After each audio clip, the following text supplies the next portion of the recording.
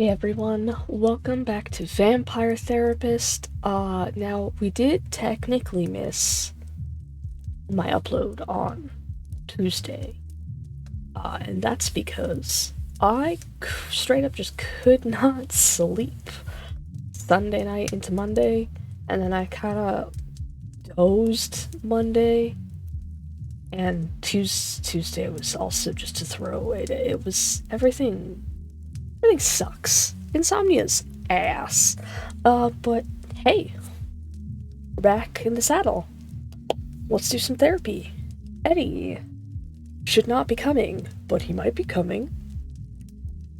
Samuel, good evening. How is my ever-impressive protege tonight? Looking forward to a night off, boss. I haven't heard from Eddie, so I was thinking about a nice hot bath. Nice hot bath. An excellent idea. A little self-care goes a long way. I do have bubble bath if you would like to borrow some. Man, I wish I was a bath person. I stopped being a bath person. I used to be that kid who you were like, Jerry, it's bath time, and I'd be like, yeah! And I'd be like in the bath. Loved bath time. And now, as an adult, I'm like, ew, people soup is nasty. Ugh. Andromachos the Mighty uses bubble bath, huh? I wouldn't have guessed. I mean, that was closer to Andy's name. There is only one type of human who does not like bubbles. I mean, I love bubbles. I have been known to, while my mom and I go to Walmart on occasion, buy one of those big old tubes of bubble blower, and I'll just dick around with that, and so will my mom. We're both children. Liars? Well, I was going to say werewolves, but I suppose it is the bath part they dislike, not the bubbles. Yeah, okay. See, I'm clearly a werewolf. I hate bath time. Love bubbles. Well, I ain't no liar, so I'd love some bubble bath. In fact, well, tarnation, I guess the bubble bath is postponed. Bubble bath postponed. What the fuck was that? Are you ready to handle Edmund's distortions? It sounds as though they will be intense. Let me think real quick. Okay. We're gonna go with blaming, fairness, always right, and control. I think I got it. I think that feels right to me. I suspect you have difficult work ahead tonight. I wish you the best of luck, Samuel. I have not been looking forward to this the Medi tomorrow. Thanks, Andy. Be worse. Hold on, Sammy boy, here he comes.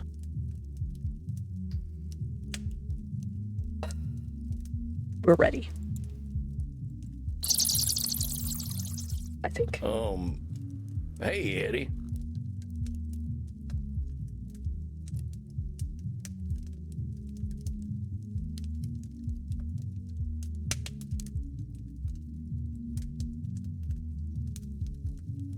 Hero, the sad clown.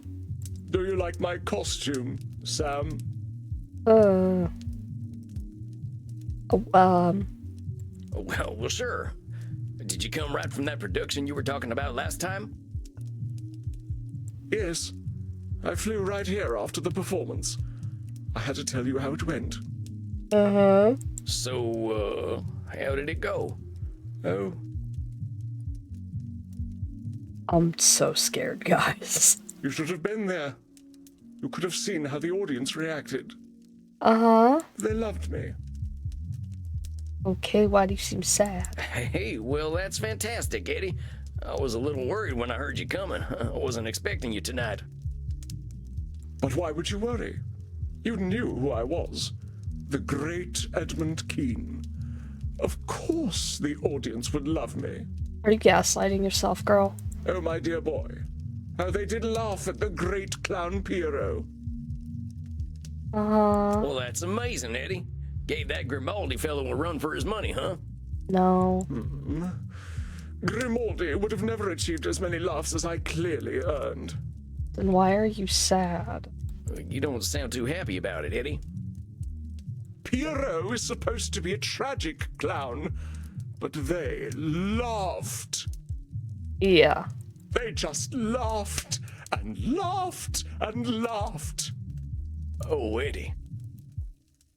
They laughed at my heartbreak when my wife left me for a respectable man. They laughed when I held my dying child in my arms. They laughed as I succumbed to drink, damning God for not taking me.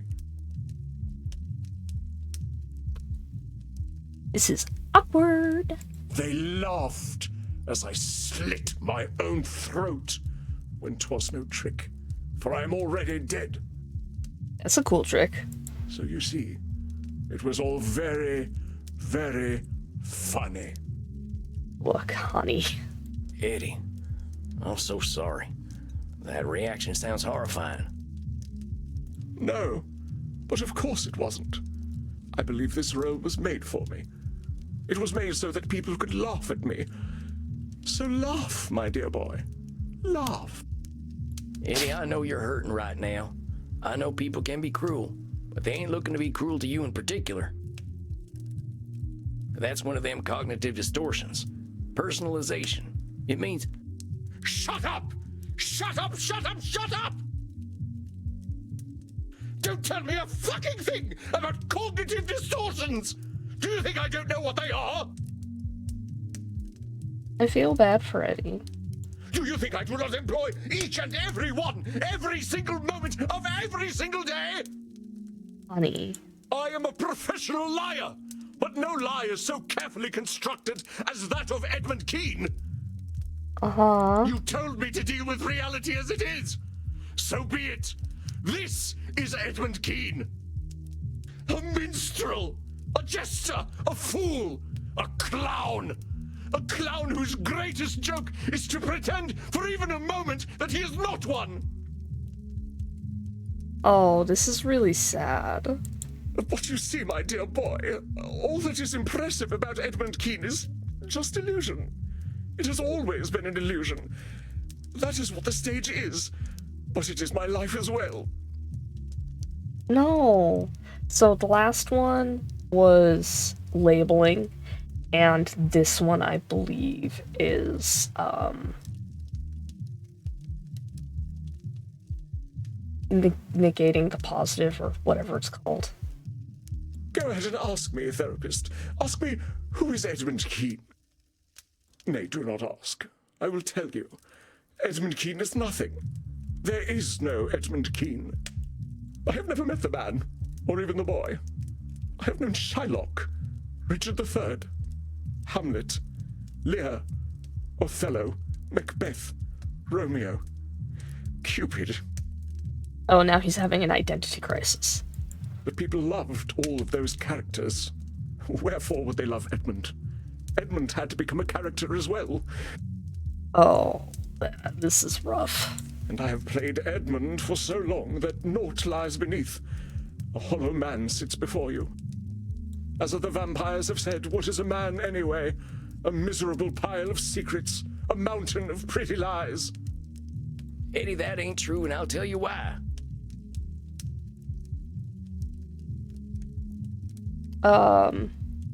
Life ain't miserable, people are good, we all lie. We all lie, Eddie. Deep down, we're all still scared animals who can't tell the difference between a booing audience and a lion ripping out our throats.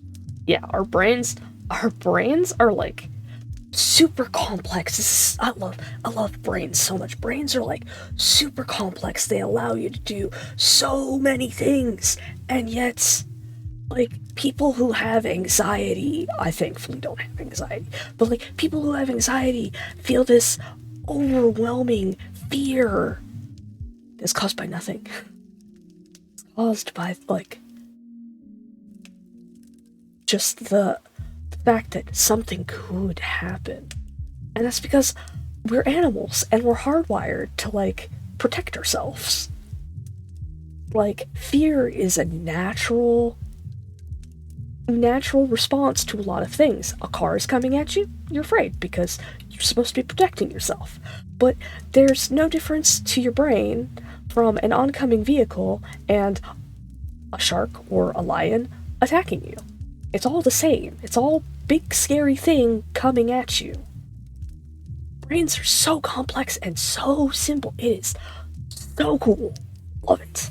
For all the time my blood was pumping, I played a tough guy. Slaughtering Sam, they called me. I like that name. You want to know why? Why? Why? Me and Eddie. Because it made me feel safe. Under that grizzled exterior, I was still just a scared little boy. But that little boy was me, Eddie. You understand me? Though we have played different parts, the character underneath is the same, perhaps. No, it's not a character underneath. It's a person. Do you remember that I played Cupid as a boy? Yeah. That was your breakout role, right? Yeah. I learned that if I smiled and spoke sweetly, people would view me as something other than street trash. I mean, it's normal. I wouldn't have to go hungry. I wouldn't have to be sold to some bloated factory owner. Edmund Keene was worthless to anyone. Another mouth to feed, another body to clothe. So I knew I had to make him disappear. I thought if I suppressed Edmund and became the character the public wanted, I would be rewarded. I suppressed Edmund and became the character the public wanted. I would be rewarded. That's fairness fallacy. Now, that's a dark contract with the universe, Eddie. Maybe you thought it'd be fair for you to get rewarded for playing a character, but there weren't nobody running a cosmic payroll. Yeah. Click. No, perhaps not. But I was a child. Such complexities were beyond my ken. I only knew that when I wore the nappy and quipped to the audience, they thought me worthy. I mean, yeah. On the contrary, the Edmund of the Rookeries was beneath contempt. A good, poor child was one who worked, or one who died. Society made that clear. I mean, that was the times. But we gotta move past our child brains, Eddie. Thinking things are gonna be fair might push us down paths we can't escape from. Yeah. A line from Macbeth comes to mind. It will have blood, they say. Blood will have blood. 'Tis so for me. But this illusion, this character of Edmund Keene, he has brought me to such unspeakable depths. Do you know why I sought to become a vampire? Why I dwelt in dark places until the curse of immortality was given to me? I became a vampire because I was afraid that my son Charles would be a more successful actor than I was. I could not let his legacy overtake mine. Seriously? I had to be sure that I was the Keene that would be remembered. That's fucked up. Dang, Eddie. That's a lot. Yes, I have been monstrous. I needed to be the most beloved. I needed my every demand fulfilled. That's rough. I had my own pet lion. I rode my horse indoors. I flew into a rage if anyone denied me sexual gratification. That is shitty behavior, yeah. As an immortal, my fears have made me even more terrible. How many promising young actors I have killed because I felt they threatened my legacy. Oh, that's rough. So many lives cut short because I, and I alone, know what acting must be. Always right? But you know that ain't true, don't you? You can't know everything about acting. Yeah. It's like that's either control or always right. Acting is all about the human experience, right? You said it yourself. You're one man with one set of experiences. You can't represent all of human experience on your own. That's true. Of course I knew that. And that is why I had to kill them. They threatened Edmund Keene, and for that, they had to die. This guy's rough. I could not face the idea that they would bring something to the stage that I could not. Indeed, the very reason I am wearing these clothes is because I could not bear the idea that Grimaldi brought something to the stage that I could not. Do you see how pathetic I am? I am battling a man who has been dead for almost 200 years. The audience was right. I am a most laughable creature. I know what they are thinking, what they have always thought. Look at the fool actor. Look how he debases himself by begging for our approval.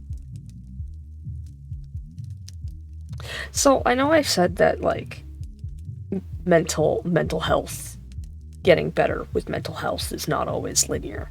This has gone from like a wide up to a very sharp down. The important thing here is accept things as they are, compadre. I cannot accept things as they are, my dear boy. How can I? How can I accept that I have forced everyone around me to confirm my lie of an existence? How can I accept the people I defiled to satisfy my ego? The son I was relieved to see die? The blood I have spilled to sustain my legacy?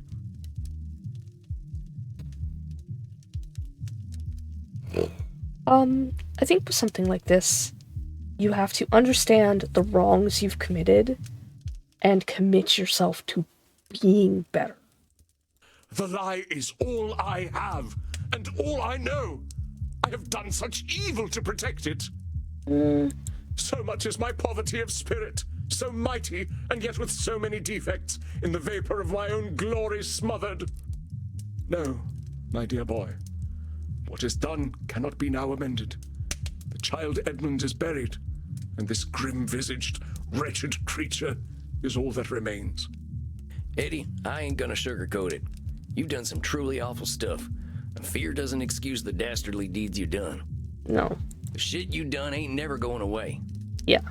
Yes, go on, kick me, jeer, laugh at the vicious clown, tell him what a fool he is. No. You ain't gonna play pity tricks on me or yourself. You acted like a lily-livered sumbitch, Eddie. Uh-huh. I know that, because I've done some awful shit too. Because of my fear, I hurt scores of folks. Some strangers, some near and dear. Yeah, Sam's also. It also went through a shitty patch. And because of my fear, I pushed all that stuff down deep where no one could see it, just like you.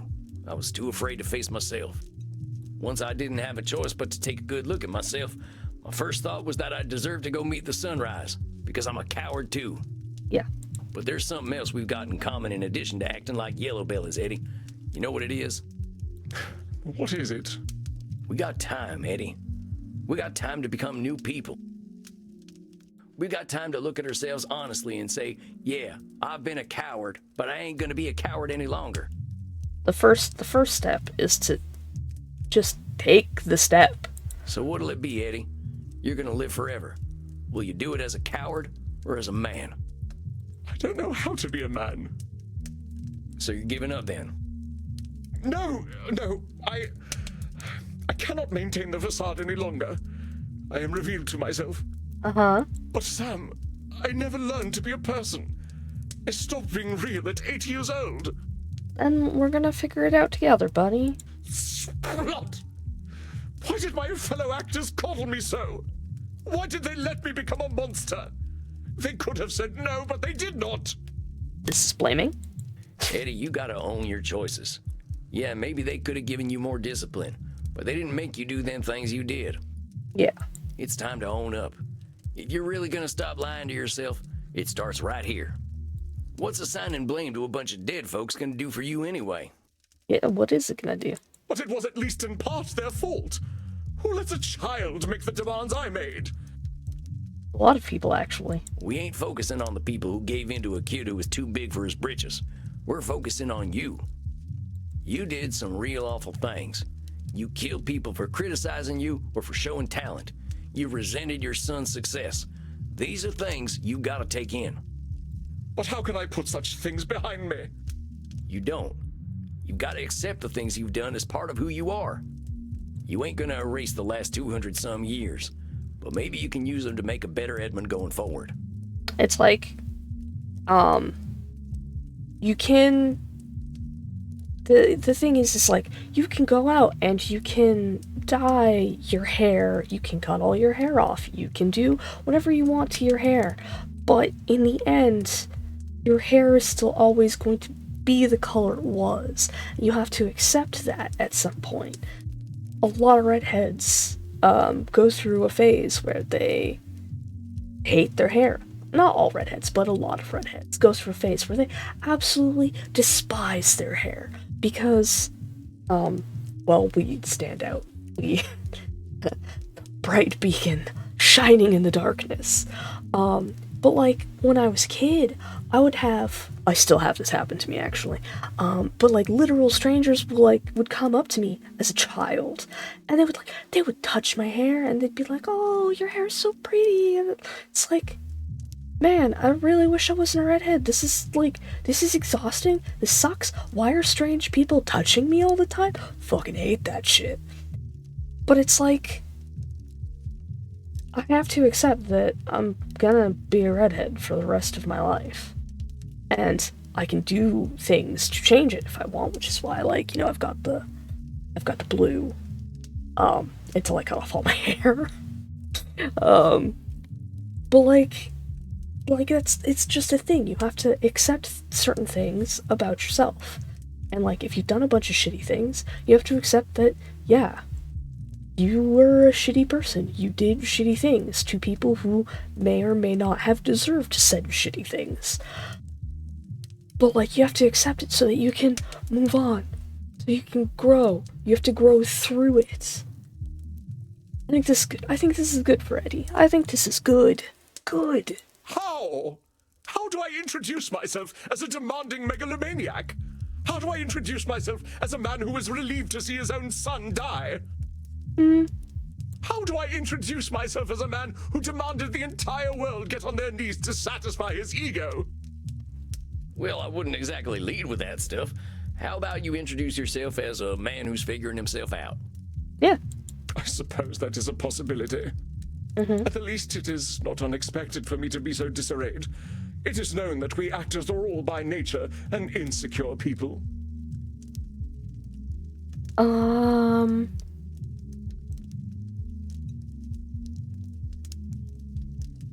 Is this more personalization? I'm gonna go with personalization.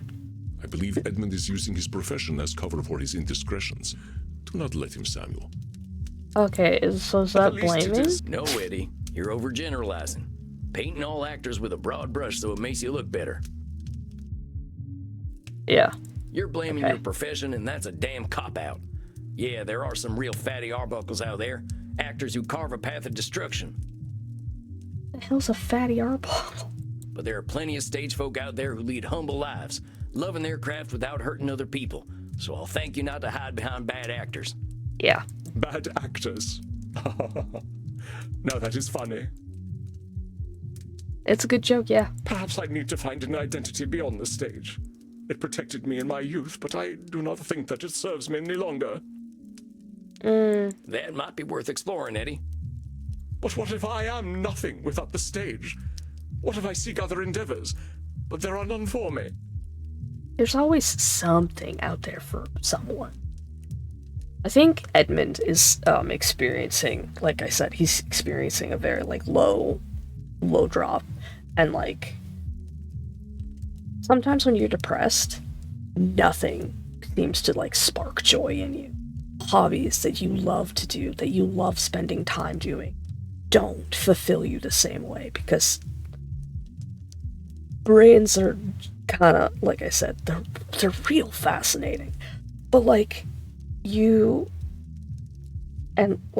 doing these things that you love and bring you happiness, but you're not getting any of that happiness.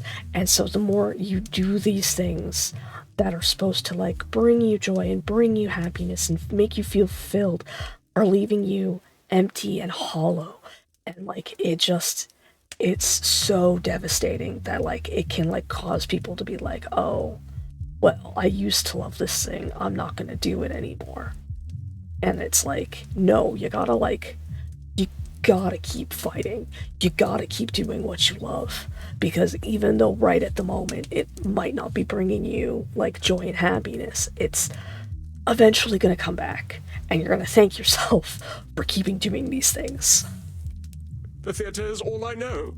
It has been my protector all this time. Without it, I am helpless as a swaddling babe. Eddie, come on. The stage is the thing you know, but you ain't helpless without it. Man, I'm doing so well. Normally I'm clicking around. I'm doing so good. I mean, maybe you're forgetting the whole superhuman strength and immortality thing that comes with being a vampire. Yeah, that's true. And even besides that, you've learned a thing or two from all them Shakespeare plays beyond acting, I'm sure. Probably. You ain't a helpless little boy no more, so don't pretend you're powerless to do something new. Yes. If anything, I certainly have keen powers of self-pity, do I not? A little bit. I wasn't gonna say it. However helpless you might feel, Eddie, remember that's just how you feel right now. That's the amazing thing about being undead. We got lots of time to make a better tomorrow.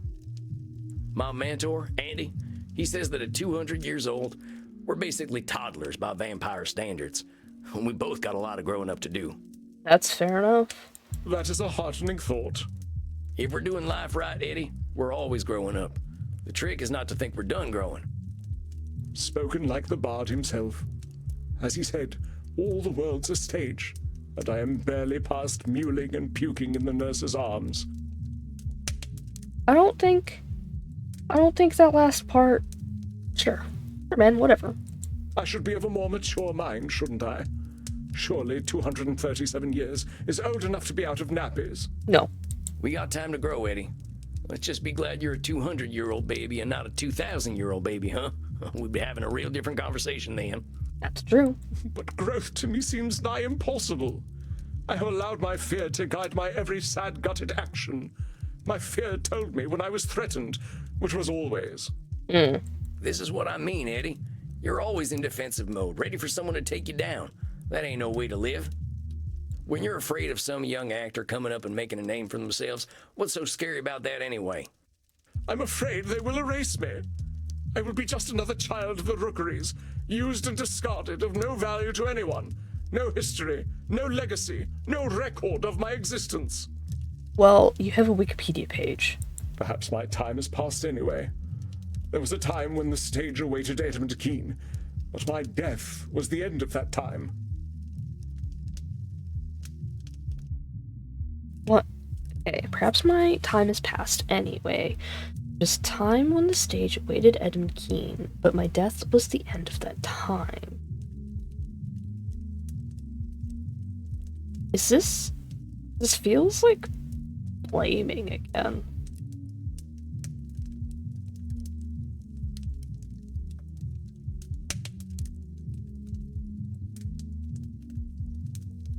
Or is this fairness fallacy? I'm gonna try blaming. I do not believe the stage waits for anyone, Samuel. Perhaps my time has passed anyway. There was a time when the stage awaited Edmund Keene. Is that but my control death fallacy was then? the end of that time.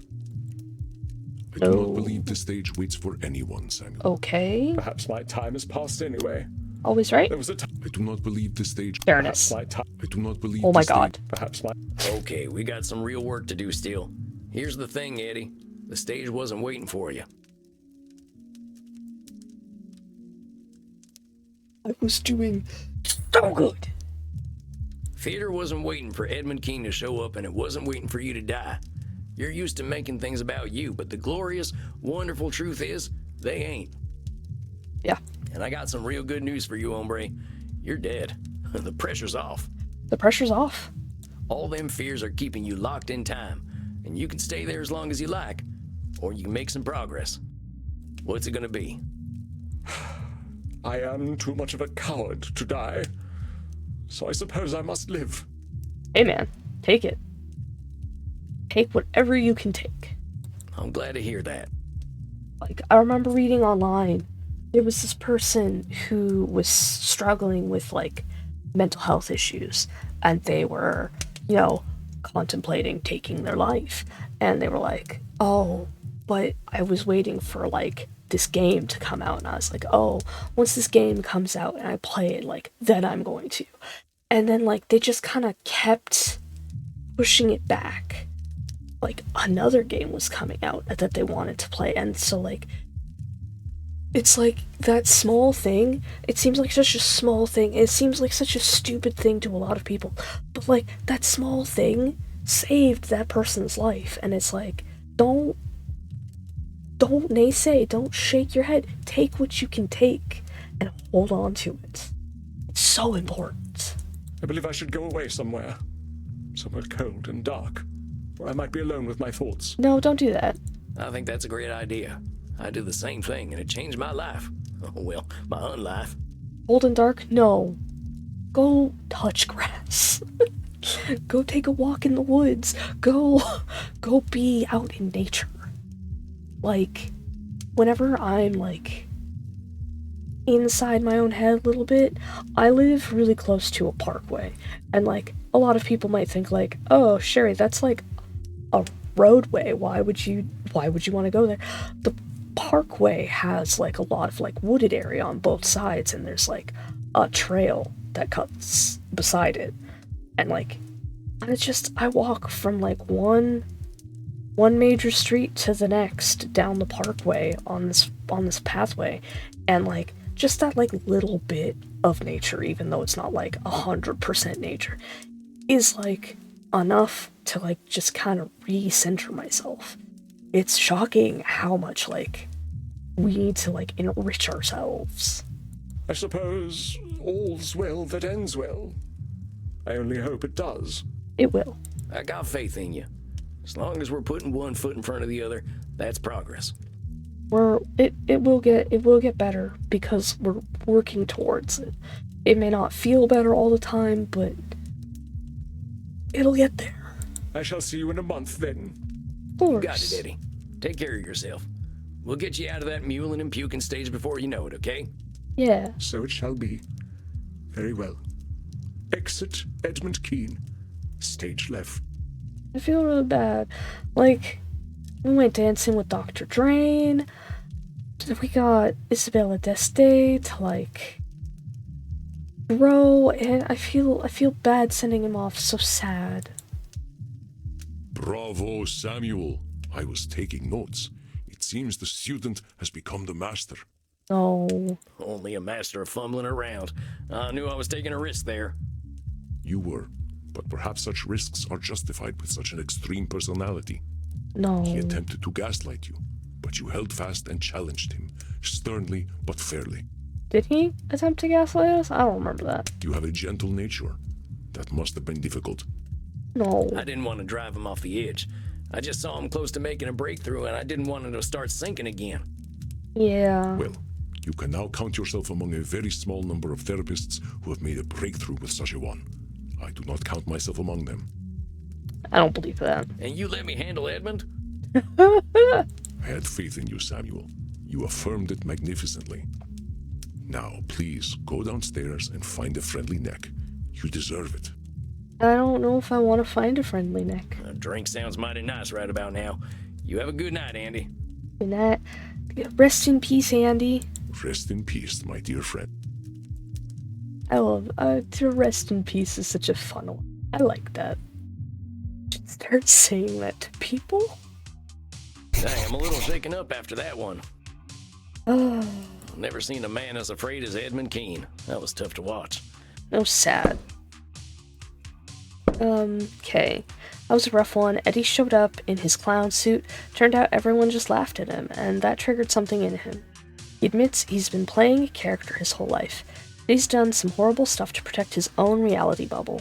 Believes he hasn't really progressed emotionally since he was 8 years old. He's been afraid of being himself ever since he was a kid, probably from living on the streets. And he's got a lot of work to do, but like I told him, he's got time to do it. It's gonna be real hard, though.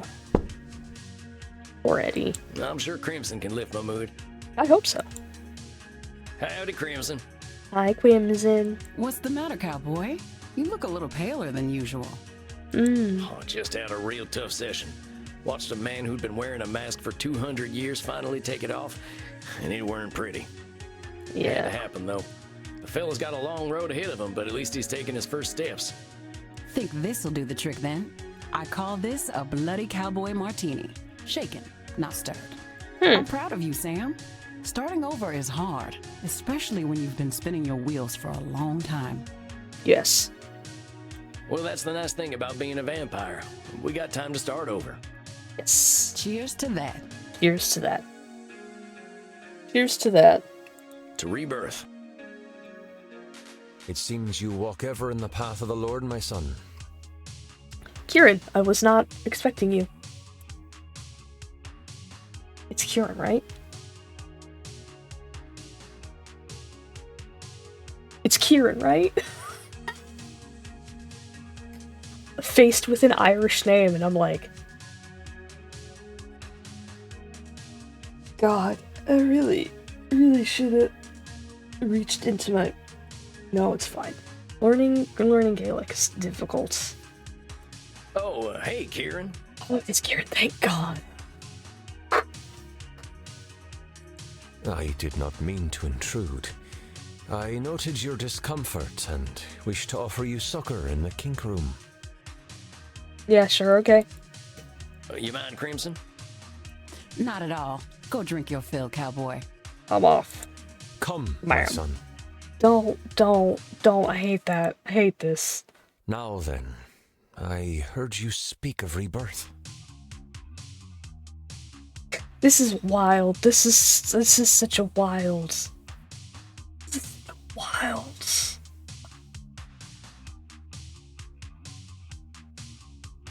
I don't even know how to explain how I feel about Kieran. But it's wild. He's wild. Yeah, it's something we vampires have to do a lot of. I was just worried about one of my clients having trouble with their rebirth. I know it is painful, my son. When we are born again, we leave a part of ourselves behind. Do we?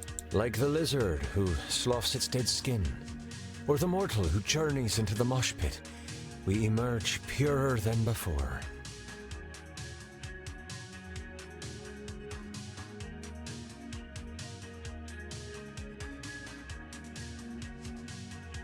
I'd like to just find a single bug to kill in my room, and there are none.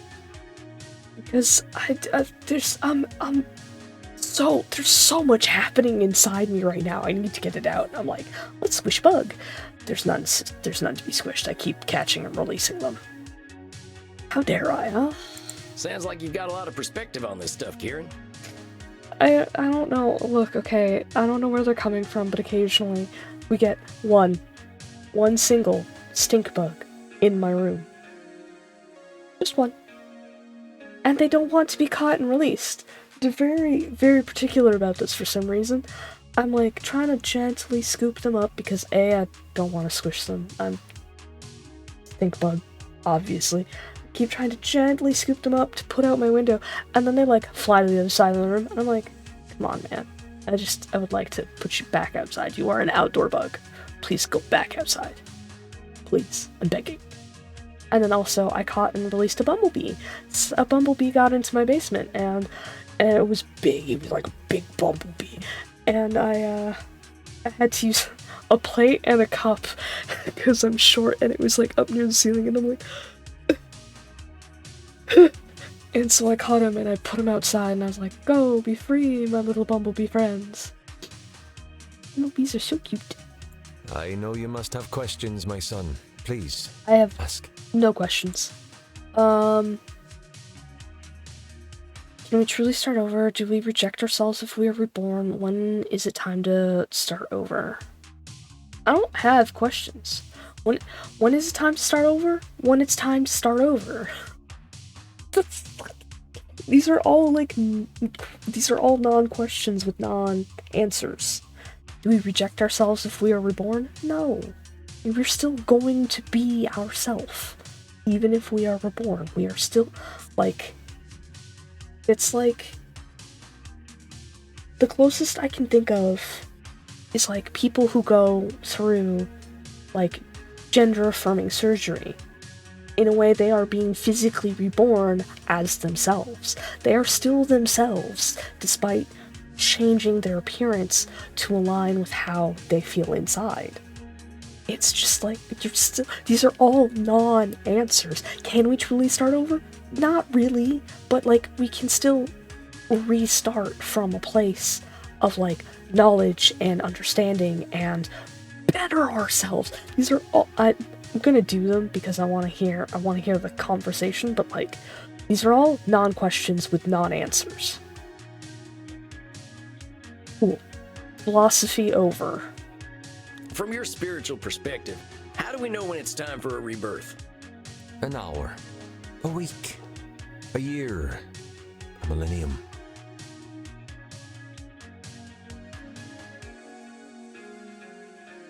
Thanks.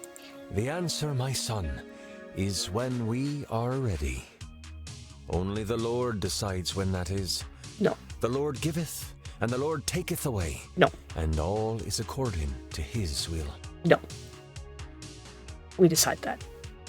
Not some crazy child playing with his dolls, blowing shit up. Us. Well, that sounds like a control fallacy, though. We can't let someone else make our decisions for us. Yes, Sam. My son, all your trials, the world you live in, they are all his work. So here's the thing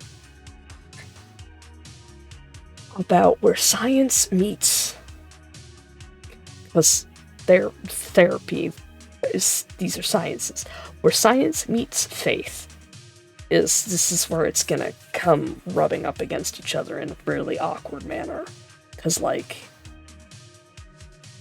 Sam's not wrong about it being a control fallacy, but like you also can't disregard someone's faith because of the kind of comfort that it can bring to them. He leads you to the truth. When he has prepared you fully, you will accept it, and join him along with the dearly departed gods of metal. No, I'm going back to having a stroke, what? Did you have more questions for me, my son? No, because I feel like I'm gonna scoop out my eyes with a fork. Do we reject ourselves if we are reborn? Ain't being reborn just rejecting who we were? I wasn't a good guy, Kieran, but I don't want to erase my dark days. My son, only in Christ do we truly receive absolution and become beings of pure light. I'm gonna go throw myself out to the mosquitoes. I'm gonna let the mosquitoes eat me alive. Our darkness defines us. We cannot reject it, just as we cannot reject the Almighty. It is part of us.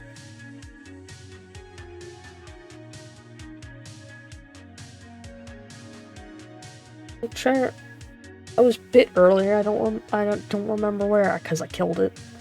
But do not be shamed by it, my son.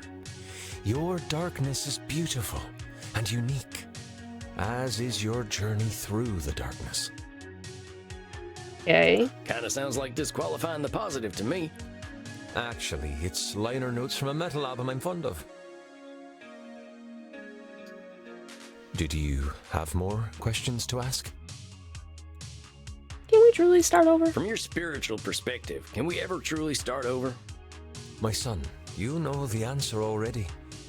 We beings of flesh and blood are also beings of judgment. Yeah. However, we do not stand in judgment of mortals, but of ourselves. If you believe you have defeated your demons, then you have. Yeah, that's true. Reminds me a lot of should statements. And defeating demons is pretty badass, ain't it? Yes, it is the demons who should fear us, my son. Did you have more questions? No. Why ain't your lord the fire and brimstone type that's marked my kind for centuries? Are you asking why he's not a Satanist? The Lord did not do these things. That is the work of man. Even they work through him and face their own dark journeys. Okay. But eventually, we will all be blessed and return to his bosom to rock for all eternity.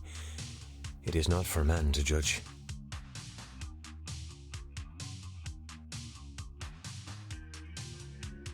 Well, I've got a lady who would love to meet you. I think a few men of the cloth did her dirty. Men will ever seek power. But I know some simply seek blood. Yep. Are you ready to receive succor, my son? I hate you. Yeah, but I really wish you'd stop calling it that. Me too. I also really wish that he would stop calling it that. That is enlightening. There. May you be sustained and fulfilled. May you shepherd your lost sheep, as I shepherd the children of the night. I don't like those noises directly into my ear holes. Very uncomfortable. You're a one-of-a-kind dude, Kieran. But thanks for the drink and the talk. You have a fine night. Godspeed, my son. Peace out, dude. Fucking, I'm out.